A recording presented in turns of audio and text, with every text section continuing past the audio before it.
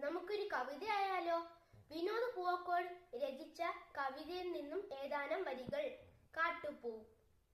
ചിതറിത്തെറിക്കുന്ന ചിന്തകളിലെപ്പോഴും നിന്റെ ഈ പുഞ്ചിരിയൊന്നു മാത്രം.